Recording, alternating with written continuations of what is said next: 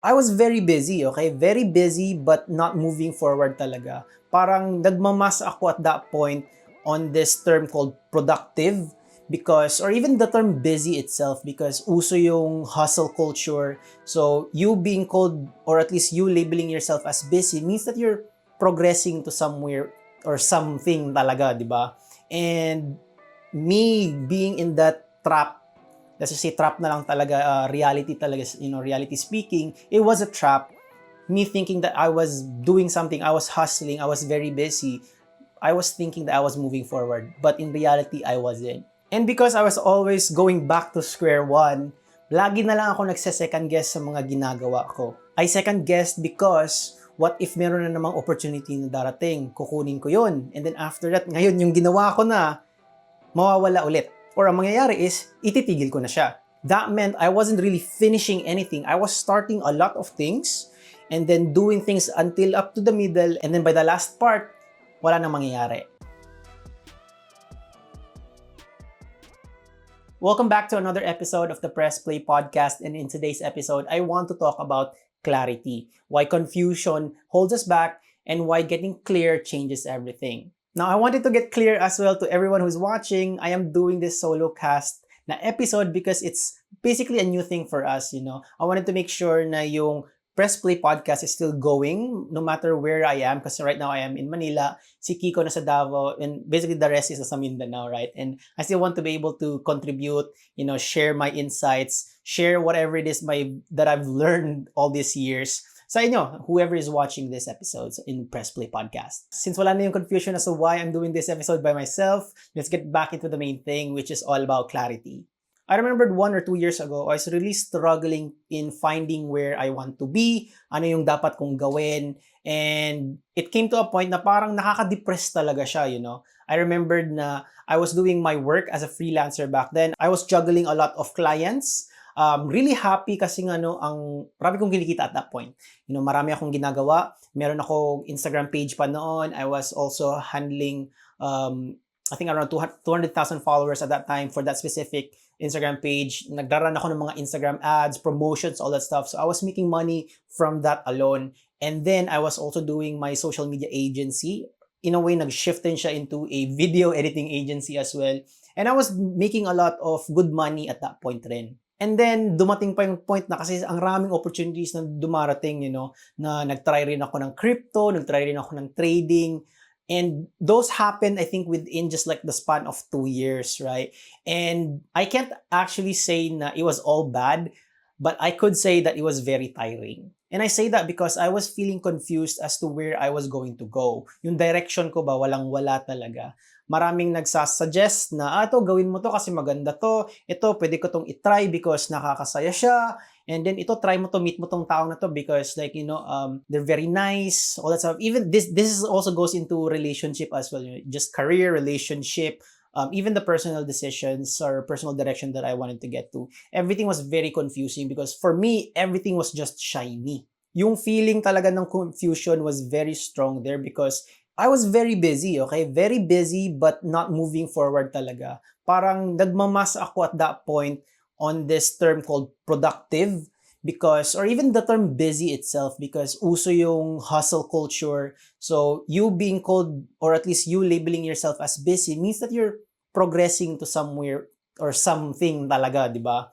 And me being in that trap, let's just say trap na lang talaga, reality talaga, reality speaking, it was a trap. Me thinking that I was doing something, I was hustling, I was very busy. I was thinking that I was moving forward, but in reality, I wasn't. Ang nangyayari was that every time I moved to another opportunity, shiny object, or new person to meet or whatever that is, that I felt like parang need ko, I would basically do a reset. So what that meant was that I needed to spend more time on that person, on that opportunity, more time, energy, money, lahat. Basically, ibubuhos ko na naman doon. And then nag-reset siya or I'm basically back to square one on that specific thing. And because I was always going back to square one, lagi na lang ako nagse-second guess sa mga ginagawa ko. I second guessed because what if meron na namang opportunity na darating, kukunin ko yun. And then after that, ngayon yung ginawa ko na, mawawala ulit. Or ang mangyayari is, ititigil ko na siya. That meant I wasn't really finishing anything. I was starting a lot of things and then doing things until up to the middle, and then by the last part, wala nang mangyayari. It's done, di ko natatapusin, ang mangyayari pa walang results. Yes, granted, some of the things that I was doing, meron namang results. Parang naghahanap ako ng mga bago all the time. And that led me to so much confusion because I just wanted things to be simple. I wanted things to be very effective. But it felt like parang innately gusto ko pa ng more. And then me, I wanted to satisfy that need. Hanap ako ng opportunity. Hanap ng bagong tao. Hanap ng bagong skills. And then hindi clear ba kung ano yung dapat kong gawin to actually get to where I want to be. However, napagod ako, and by 2022, I've came to this reflection ba because we went to a beach back then. This was in California, and the rest of the family and then mga friends, they were just there sa beach. They were laughing, having a good time, walking, playing.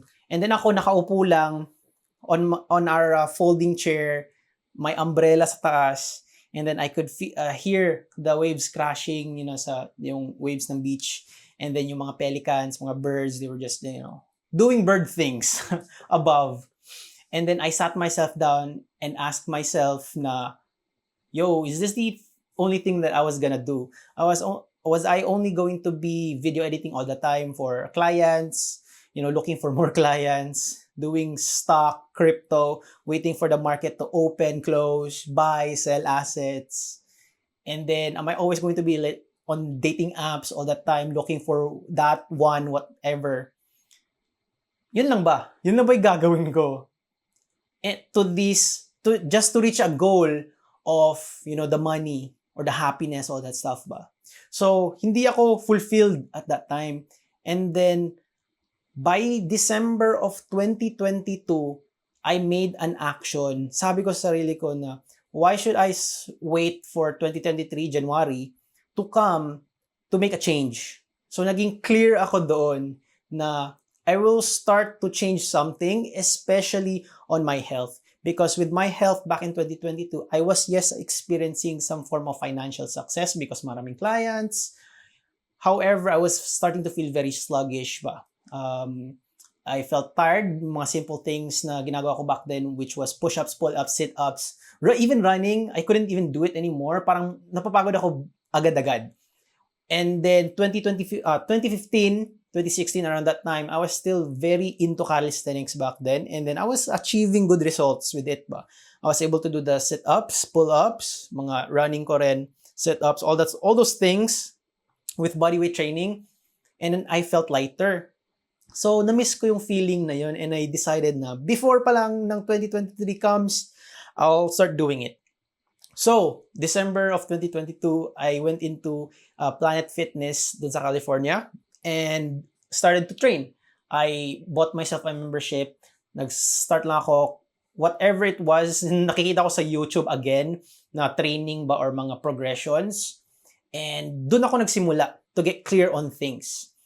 I started with my health first so that I can start to focus on something else. And yun yung I think first time ko na feel ulit yung real focus and clarity on something that I wanted to achieve ba. And ang kagandahan dun sa point na yun was that things really started to shift because one thing that I decided on started to also affect other things. While it wasn't na all at once, it took a while talaga. It took a couple of months. Kasi parang ito yung na-realize ko was that once you start to get clear on one thing, yung other parts ng life mo na feel mo stuck ka or walang nangyayari will also get clearer and clearer. Para siyang naglilinis ka ng mirror ba? Once you start to wipe down or clear one part of the mirror, the more you just clear one part, the more you want to clear the other parts talaga. And ang kagandahan pa is that once you clear that one side of the mirror, alam mo na on the other side, or even basically the other part ng mirror na yon, there's something else you can clear pa to get even a clearer picture. So parang nagkakascade siya ba? Magti-trickle down lang siya, kumbaga. So when I got clear on my health, I also started to get clear on my business. And what that meant was, alam ko na pala na, okay, I was struggling with my freelance business because it was just me and my team na hindi systemized, hindi siya efficient gumalaw. So meaning nabu-burnout ako all the time because I have to keep on putting out the fires ba. Pag nagkamali yung team, I have to fix. Pag nagkaroon ng issue with the client, I have to fix. No one was taking care of it because no one was clear on what they needed to do ba. Ako, I wasn't even clear on what I needed to do in order to fix things as well. So now I realized na ayun, kailangan ko palang ayusin yun. So I started learning again. I learned new things. Kailangan ko ng system. Kailangan ko mag-start delegate. Kailangan kong ayusin yung finances rin ng business. And dun ang maganda is like, I started to see things that were not working sa freelance business ko. And this was just back in 2024. Everything was good. Grabe yung progress ko rin noong 2024 ba? Kasi ang raming nakita, maraming na-expose. And since I was exposing those things, of course, hindi naman meaning, at least for me, the way I've experienced it was that it wasn't always going to be sunny and shiny all the time ba? So while I was getting clear on those things sa business ko, sa freelance business, sa health ko, it did not mean na magtara-translate kagad siya into results. What happened was that nag-stagnate yung freelance business ko. We were losing clients, I was losing team members left and right. Pagkatapos, I came to that point ulit. Turning point na naman ako where I was like, anong kailangan kong gawin? Ano yung kailangan kong gawin para mag-level up naman ako, para mas klaro pa ba kung ano yung kailangan kong gawin? And this was already, I think, back when Press Play Podcast, Season 1 ended, and then nag-hiatus muna saglit to kind of like refresh and then restructure. Naging clear rin ako on what I needed to do ba for Press Play Podcast during that time na nag-stagnate yung business ko. I was like, yeah, I need to keep going with this because there's more that I can learn, there's more that I can share pa, and then there's more people that I can interview and share their own experiences. So, came to a point na yung friend ko, si Ian, he was the one who kept inviting me to go into a personal mastery workshop. And I believe everyone has seen it already or at least heard from us say this, which is yung discovery. I got my first discovery or took my first discovery back in January of 2025. And from there, nag-cascade na lang rin talaga yung growth ko because I got clear on a lot of things that I want to do as well. Ang kagandahan kasi, whatever workshop you're gonna go into, especially like if it has something to do with personal mastery, go and take it because it's more so just shining a light of awareness ba, flashlight of awareness dun sa mga things na di mo talaga alam. And yun yung kagandahan ng seminar or whatever workshop it is because it gave me some clarity on what was missing in my life or where I was failing and how can I improve on it. Especially if meron kang community talaga, go. Mag-usap-usap kayo all the time. Connect with that community because it will tremendously help you. Yun lang masasabi ko. So from there, January of 2025, I took my personal mastery course or workshop and then I got clear on what I needed to do. And from there, nag-cascade na lang yung mga benefits, mga opportunities na nangyari because I was able to go ahead and, meet more people, gain new skills, and then yung mga lack ko, yung mga insecurities in a way, mga bagay na gusto kong improve on, I was able to practice it as well. Because I knew na ito yung kailangan ko, ito yung gusto kong mangyari, and ito yung mga taong kailangan kong or need ko or pwede kong lapitan para ma-improve ko yung mga kailangan kong gawin. 'Di ba? And here we are on September na ang rami ko nang nagawa, ang rami nang nangyari sa Press Play, sa business ko. Team members ko have also changed because now they're also clear on what they needed to do because I was clear on what they needed to do. And granted, my confusions from time to time, but still, it's a lot better compared to last year. Because the reality here is that when you are confused, marami kang energy na nawi-waste. So here's the big difference between having clarity and being confused. Imaginein mo, ang rami mong kailangan gawin because you just wanted to satisfy something ba, yung need mo to go opportunity hop from one opportunity to another or meet another person from here and then another na naman or let's just say, learn a new skill na naman, try new things. Nothing wrong with those things. However, it just wastes a lot of your energy, especially if you have a clear purpose.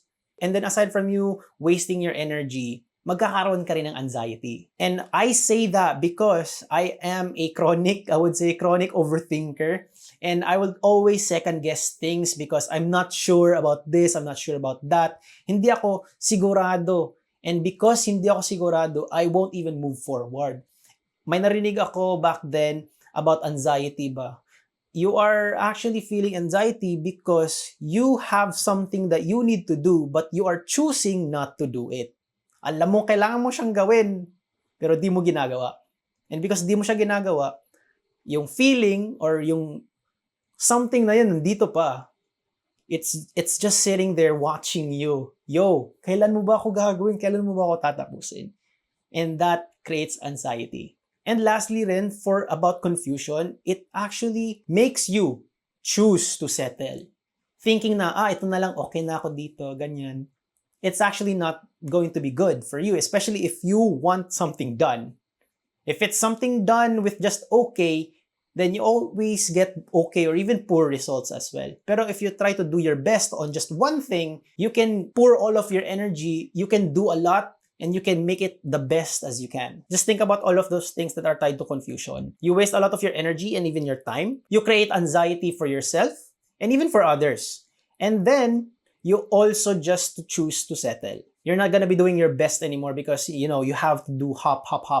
But i-compare mo siya with getting clarity, you get simplicity. Meaning, madali na lang yung yeses mo or yung no's mo. Mag-yes ka sa lahat ng mga bagay na alam mo na would contribute to that purpose, to the goal that you have in mind. Because you're so clear about it. And then number 2 of what clarity brings you is that you can focus. Lahat ng energy mo, yung oras mo, ilalagay mo kung saan nagmamatter. And number 3, and I think this is one of the most important part, is that you actually get peace with clarity.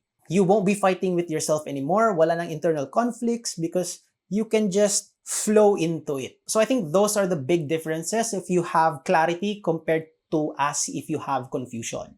So may tanong ako sa iyo na you're watching this podcast right now. What is one area in your life where you feel like you're confused? And i-level up mo pa, what would change if you weren't confused about it anymore? Tanong mo lang yun sa sarili mo. It's a very rhetorical question, but I do hope that it actually lands on you because it's such an amazing thing that you are able to ask yourself these questions. It will expose a lot of things about yourself, about what you're currently doing, and how you can actually get there. And of course, before we end, I want to make sure yung podcast episode na to is very helpful. Meron kayong actionable steps. So here are 4 action steps for you to find clarity. Step 1 is to ask better questions. So what does that mean? Instead na magtanong ka ng what should I do, tanongin mo lang sarili mo, what do I really want? Ask deeper questions, kumbaga ba. And kung hindi mo masagot yun sa sarili mo, find someone else who you can ask questions to. Ang masabi ko lang, huwag kang matakot magtanong talaga. I know maraming mag-iisip na baka kasi nakakahiya magtanong or baka tanga or stupid yung question ko. Ito lang masabi ko dyan, there are no stupid questions because if you ask your stupid question once, you won't be stupid anymore. So ask them once, you won't be stupid anymore. Yun lang. Step number 2 is to remove noise. Tanggalin niyo yung social media na distractions, mga comparisons, even yung mga advices ng people na galing sa buhay mo, okay? Mga loved ones even, friends, even mentors who you do not look up to or who do not have the results that you want to have in life. Simple lang naman because if there's too many opinions, there's too many answers that you need to use pa to get to where you want. So that just means that you're not clear on what you can do. Yes, maraming solutions out there to get to one thing. 1 plus 1 is equals to 2. 2 plus 0 is equals to 2. As you can see, maraming solutions, okay? But you just stick to 1 or 2 and then just move with it. And in talks about opinions or mga thoughts ng ibang tao, they really don't matter. What matters more is your opinion of what you need to do. And step number 3 naman is to listen inward. How you can do this is by journaling, by meditation, or maybe even just like asking yourself in silence ba?